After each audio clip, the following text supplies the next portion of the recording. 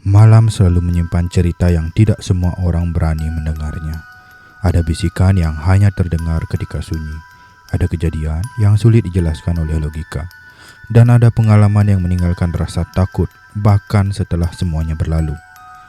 Di Narasi DL, setiap kisah adalah potongan misteri yang mungkin pernah terjadi atau mungkin sedang terjadi di antara kita. Jadi sebelum cerita ini dimulai, pastikan kalian berada di tempat yang nyaman karena kisah malam ini mungkin akan membuat kalian melihat malam dengan cara yang berbeda.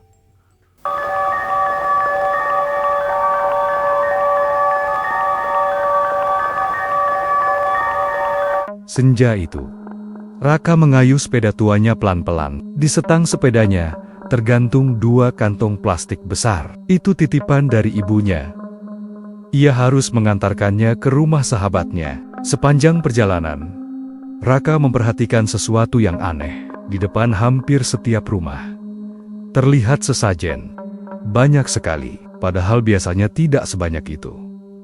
Entah kenapa, malam itu, suasana kampung terasa berbeda.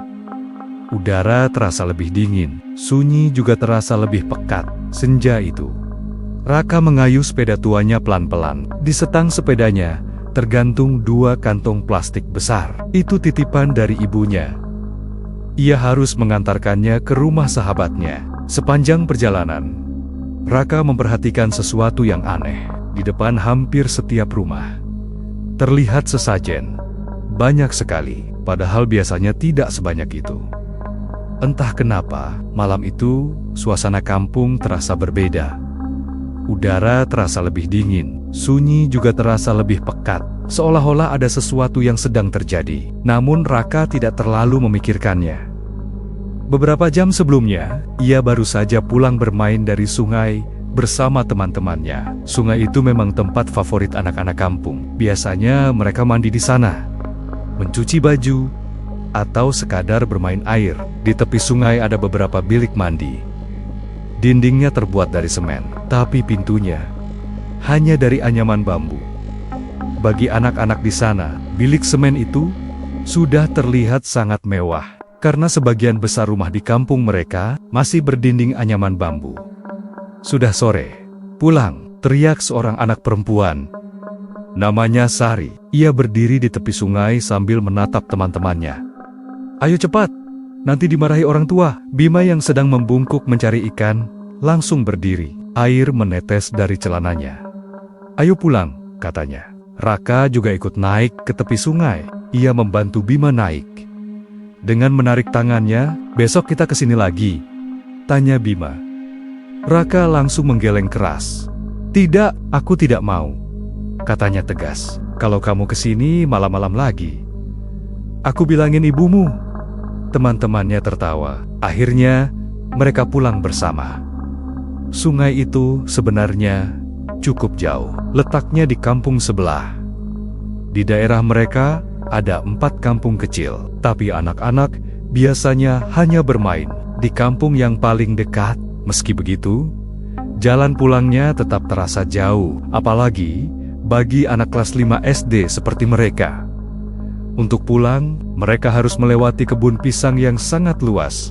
Saat siang hari, kebun itu terlihat biasa saja, bahkan cukup indah. Tapi ketika malam datang, tempat itu berubah menjadi sangat menyeramkan. Setelah melewati kebun pisang, mereka harus melewati sekolah dasar. Sekolah itu tidak memiliki gerbang, jadi orang bisa lewat kapan saja untuk mengambil jalan pintas. Kemudian, masih ada 1 jalan panjang lagi. Di kanan kirinya terdapat sawah dan rumpun bambu yang tinggi.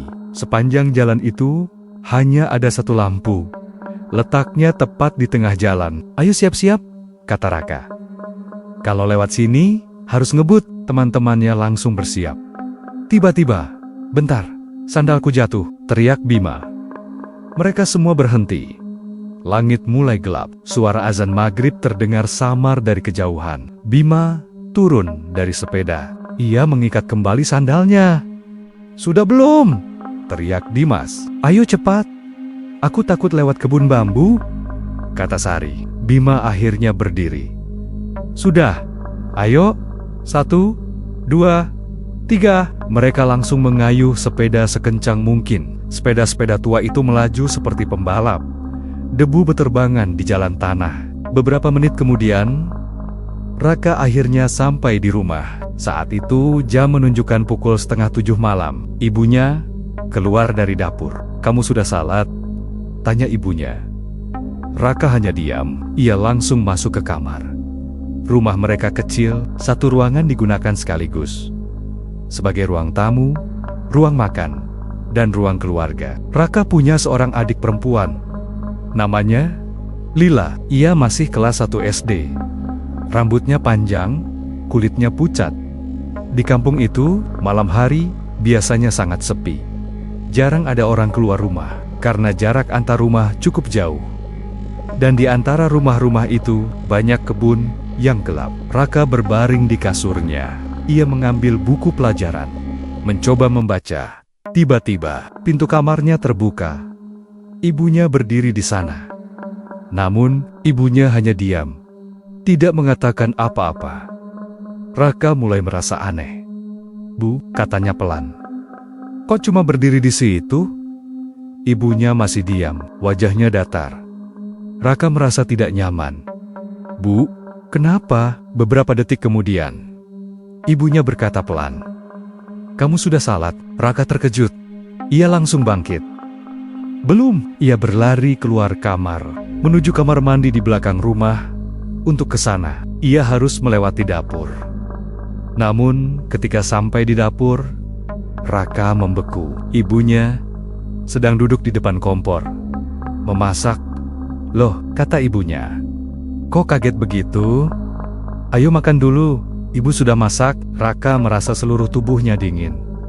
Kalau ibunya ada di dapur, lalu siapa yang tadi berdiri di pintu kamarnya? Tanpa banyak bicara, Raka segera mengambil wudhu.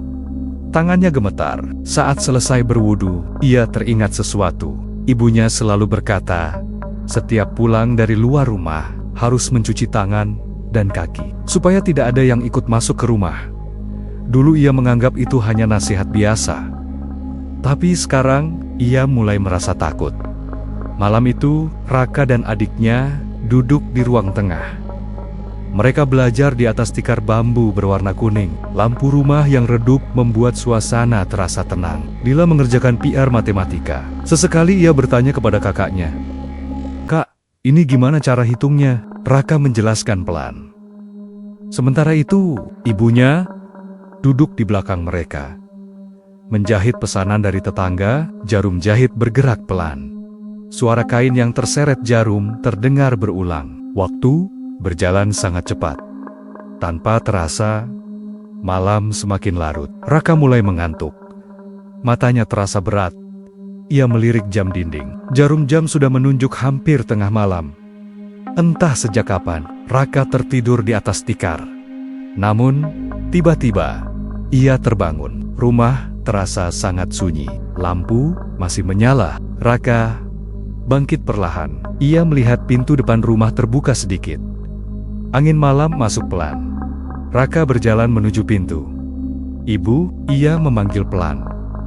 Tidak ada jawaban. Saat sampai di ambang pintu, Raka melihat sesuatu di jalan depan rumah. Sebuah andong lewat perlahan. Raka menatapnya. Di kampung itu memang kadang ada andong lewat malam hari.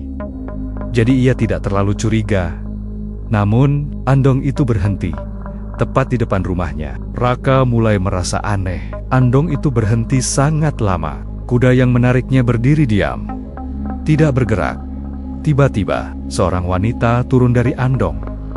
Wanita itu berdiri di jalan. Ia tidak bergerak, hanya menatap rumah Raka. Wajahnya tidak terlihat jelas. Karena gelap, Raka merinding. Ia ingin menutup pintu, namun tubuhnya tiba-tiba terasa berat. Tangannya tidak bisa digerakkan. Kakinya seperti membeku. Raka panik. Ia mencoba berteriak, tapi suaranya tidak keluar. Wanita itu mulai berjalan mendekat. Langkahnya sangat pelan. Semakin dekat. Semakin dekat. Sampai akhirnya, wanita itu menoleh ke arah Raka. Lalu, tersenyum. Senyum yang sangat menyeramkan. Saat itu juga, wanita itu melompat dari jalan dan berlari menuju rumah sambil tertawa keras. Hahaha, tawa itu sangat keras, sangat dekat, tepat di depan wajah Raka. "Aku kembali," teriaknya. Raka langsung terbangun. Tubuhnya basah oleh keringat, dadanya naik turun. Ibunya dan Lila yang tidur di sebelahnya langsung kaget. "Ada apa?" tanya ibunya. Raka hanya terdiam. Tangannya gemetar. Ia menoleh ke arah jam dinding. Jam menunjukkan pukul 9 malam. Padahal tadi, ia merasa seperti sudah tengah malam. Raka menelan ludah. Ada apa sebenarnya malam ini? Batinnya. Akhirnya, malam itu, Raka memutuskan tidur di dekat ibunya. Ia tidak berani tidur sendirian. Keesokan harinya, Raka pulang sekolah bersama dua sahabatnya, Dimas dan Bima. Mereka berjalan sambil makan pentol yang dibungkus plastik. Tiba-tiba, seorang wanita muncul dari belakang mereka. "Mbak Lintang itu siapa?" tanya Raka tiba-tiba. Dimas mengerutkan dahi. "Mbak Lintang? Iya, anaknya Pak Wira, yang katanya mau menikah." Bima baru saja memasukkan pentol ke mulutnya. Ia langsung tersedak. Kamu tahu dari mana?" tanya Bima. Raka mengangkat bahu. "Aku cuma dengar orang ngomong." Mereka terus berjalan, namun tiba-tiba mereka melihat keramaian di tengah sawah. Banyak warga berkumpul di sana. Anak-anak, ibu-ibu, dan bapak-bapak. "Ada apa itu?" tanya Dimas. Mereka bertiga mendekat. Di tengah kerumunan, seorang pria memegang koper coklat besar. Itu Pak Rahman, pedagang beras yang terkenal di kampung. Pak Rahman terlihat ragu membuka koper itu. Warga mulai berbisik. Apa isinya? Kenapa dibuang di sawah? Akhirnya, Pak Rahman membuka koper itu. Beberapa detik kemudian, semua orang terkejut. Astagfirullah! Salah satu pria langsung mundur. "Ada celurit, ini apa rambut? Ya Allah, ini jari manusia." Suasana langsung berubah kacau. Beberapa ibu menutup mulut, anak-anak mulai ketakutan. Tutupi koper itu," teriak seseorang. Pak Rahman langsung menutup koper itu lagi. Tanpa pikir panjang, ia mengangkat koper itu dan melemparkannya ke sungai di dekat sawah. Koper itu tenggelam, hilang ditelan air keruh. Semua orang terdiam. Suasana terasa sangat mencekam. Raka menatap Dimas. Dimas menatap Bima. Tidak ada yang berani bicara. Akhirnya, salah satu orang dewasa berkata keras, "Anak-anak, pulang sana." Mereka bertiga langsung berjalan pergi. Tidak ada yang bicara. Setelah beberapa langkah, Raka berkata pelan, "Hari ini kita jangan main dulu." Dimas dan Bima langsung mengangguk. Mereka berjalan cepat menuju rumah masing-masing. Tanpa sadar, perasaan takut mulai menyelimuti kampung itu. Sejak kejadian koper misterius di sawah itu, suasana kampung terasa semakin aneh. Raka yang biasanya ceria kini lebih sering diam. Sepulang sekolah ia hanya duduk di rumah, memperhatikan keadaan sekitar dengan perasaan yang sulit dijelaskan. Sore itu ia melihat ibunya sedang menyapu halaman rumah. Entah kenapa, Raka merasa ragu untuk memanggil ibunya. Bayangan tentang sosok yang semalam berdiri di pintu kamarnya masih teringat jelas di kepalanya. Ia mencoba mengusir pikiran itu, namun rasa takut tetap muncul. Setiap kali ia melihat ibunya berdiri terlalu lama di satu tempat. Tidak lama kemudian, dari kejauhan terdengar suara sepeda mendekat. Ternyata itu Bima, sahabatnya. Bima mengayuh sepeda merahnya dengan cepat, hingga berhenti tepat di depan rumah Raka. Ia terlihat ingin mengatakan sesuatu. Namun sebelum Bima sempat berbicara, Ibu Raka langsung menyuruhnya pulang karena hari sudah mulai sore. Bima sempat menatap Raka dengan wajah kesal, seolah ada hal penting yang ingin ia sampaikan. Tanpa berkata apa-apa lagi, ia kembali mengayuh sepedanya dan pergi meninggalkan halaman rumah itu. Raka hanya berdiri memandangi punggung temannya hingga menghilang di ujung jalan. Malam pun tiba, kampung menjadi sangat sepi seperti biasanya. Raka terbangun dari tidurnya karena merasa haus. Ia berjalan keluar kamar, menuju ruang tengah, untuk mengambil air minum yang sudah disiapkan ibunya. Lampu minyak yang redup membuat bayangan benda-benda di dalam rumah terlihat panjang dan menyeramkan. Setelah menuangkan air ke dalam gelas, Raka duduk di lantai sambil meminum air itu perlahan. Saat itulah ia menyadari sesuatu yang aneh. Tirai jendela yang biasanya tertutup kini terbuka sedikit, seolah ada angin yang mendorongnya. Raka berdiri dan berjalan mendekati jendela. Ia berniat menutup tirai itu kembali. Namun, sebelum tangannya menyentuh kain tirai yang sudah usang, matanya menangkap sesuatu di luar rumah. Di jalan depan rumahnya, terlihat sebuah arak-arakan. Mereka berjalan sangat pelan, hampir seperti melayang. Awalnya, Raka mengira itu rombongan orang yang sedang membawa jenazah. Namun, ketika ia memicingkan mata untuk melihat lebih jelas, tubuhnya langsung merinding. Sosok-sosok itu bukan manusia. Mereka adalah makhluk hitam dengan rambut panjang yang menutupi hampir seluruh tubuh mereka. Jumlahnya sangat banyak. Mereka berjalan berbaris sambil mengangkat sebuah keranda tua. Keranda itu terlihat seperti keranda raja dari zaman dahulu, tetapi dibawa oleh makhluk-makhluk yang bentuknya mengerikan. Raka tidak bisa bergerak. Ia hanya bisa berdiri mematung sambil menatap pemandangan yang tidak masuk akal itu. Arak-arakan tersebut berjalan sangat lambat, seolah sengaja memperlihatkan diri mereka di depan rumahnya. Ketika rombongan itu hampir melewati rumahnya, Raka melihat sosok yang paling menyeramkan berada di barisan paling belakang. Makhluk itu sangat besar. Tubuhnya menyerupai kera raksasa dengan bulu yang panjang dan kusut. Matanya besar dan menonjol keluar seperti hendak jatuh dari rongganya. Tangannya sangat panjang hingga hampir menyentuh tanah. Dari mulutnya keluar liur yang menetes ke tanah. Bau busuk seperti bangkai seolah bisa dirasakan Raka meskipun ia berada di dalam rumah. Raka ingin membaca doa, namun lidahnya terasa kaku. Ia mencoba mengucapkan ayat kursi seperti yang diajarkan ibunya, tetapi suaranya tidak keluar. Dadanya terasa sesak dan napasnya semakin pendek. Ia hanya bisa menatap makhluk besar itu yang perlahan menoleh ke arah jendela rumahnya. Mata makhluk itu seolah menatap langsung ke dalam mata Raka. Tiba-tiba, tirai jendela tertutup dengan keras. Raka terkejut dan mundur beberapa langkah. Dari belakangnya terdengar suara kecil memanggil namanya, "Mas Raka." Suara itu milik adiknya. Lila berdiri di sana sambil memegang ujung bajunya dengan wajah pucat. Raka langsung memeluk adiknya erat-erat. Ia tidak berani mengatakan apa yang baru saja ia lihat. Raka kemudian membuka pintu kamar untuk memastikan ibunya masih tidur di sana. Namun begitu pintu terbuka, ia terkejut melihat ibunya dan Lila sedang tidur bersama di atas kasur. Padahal, beberapa detik yang lalu, Lila berada di belakangnya. Raka langsung membeku. Ia tidak berani menoleh ke belakang. Saat itulah, ia merasakan sesuatu yang sangat mengerikan. Dari belakang lehernya, terasa hembusan napas yang sangat dingin, disertai bau busuk seperti bangkai. Raka ingin berteriak, tetapi tubuhnya kembali tidak bisa bergerak. Beberapa detik kemudian, ibunya terbangun dan melihat Raka berdiri kaku di depan pintu kamar.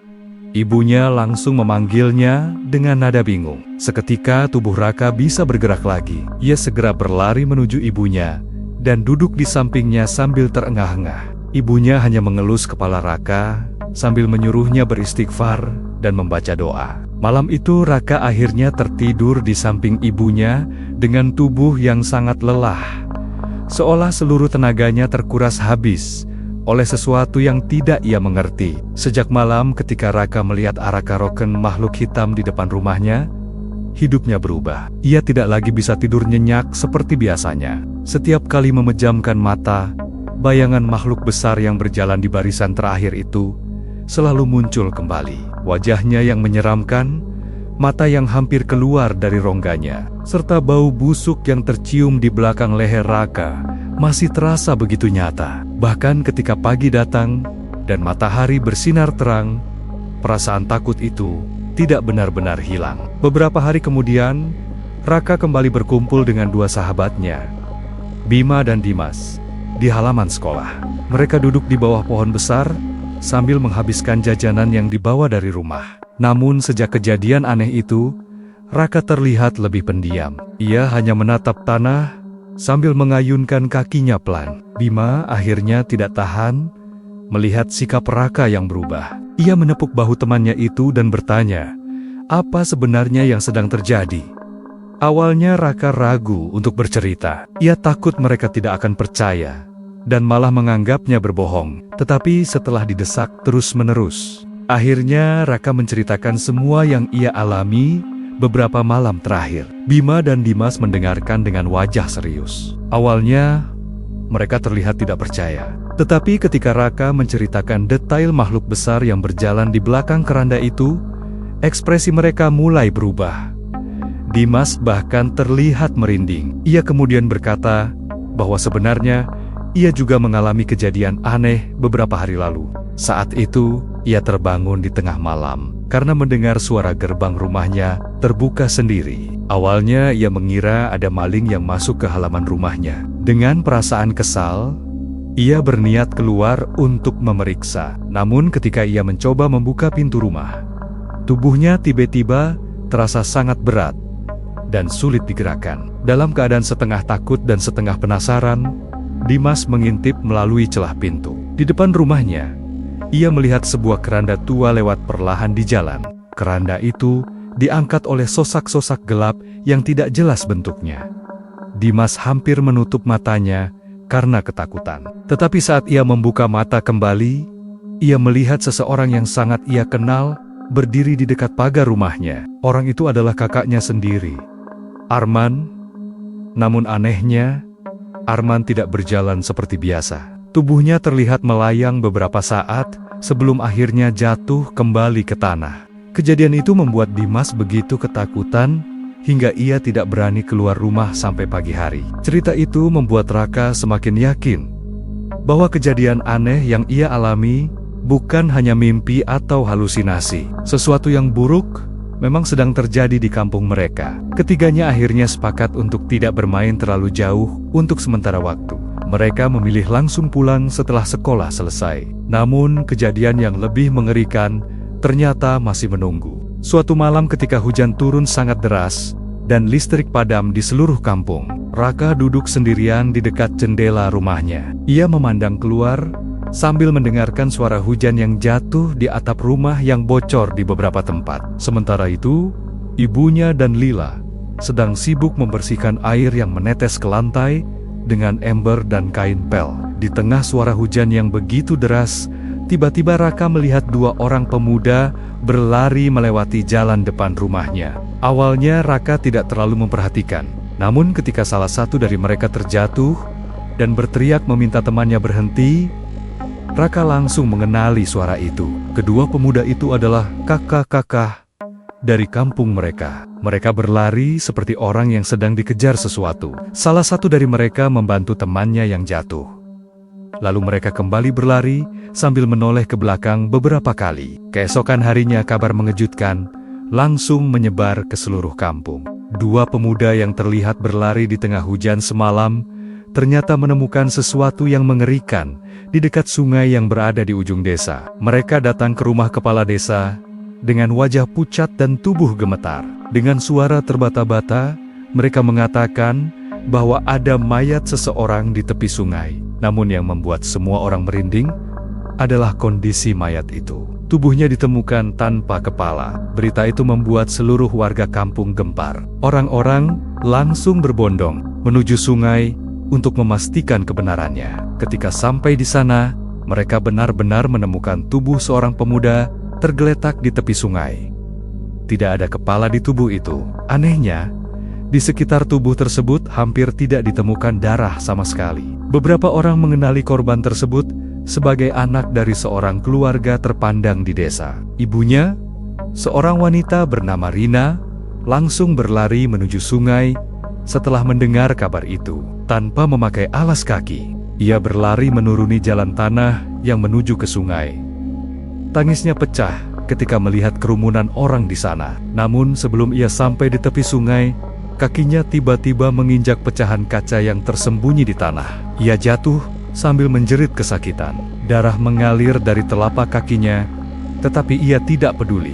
Dengan bantuan saudaranya, kaca itu ditarik keluar dari kakinya, dan lukanya dibalut seadanya. Meski kesakitan, Rina tetap memaksa berjalan menuju sungai. Ketika akhirnya ia sampai di tepi sungai dan melihat tubuh anaknya tergeletak tanpa kepala, ia langsung jatuh lemas. Tangisnya menggema di antara pepohonan bambu yang mengelilingi sungai itu. Pemandangan itu membuat semua orang yang berada di sana merinding. Sejak saat itu, para orang tua di kampung semakin melarang anak-anak mereka keluar rumah ketika malam tiba. Namun kejadian aneh tidak berhenti sampai di sana. Tepat 7 hari setelah peristiwa mengerikan itu, kakak Dimas yang bernama Arman ditemukan meninggal dunia dengan keadaan yang tidak kalah mengenaskan. Tidak ada yang benar-benar tahu apa penyebab kematiannya. Namun sejak saat itu, Raka mulai mengalami mimpi buruk setiap malam. Dalam mimpinya, ia selalu melihat sosok hitam besar yang pernah ia lihat di malam itu.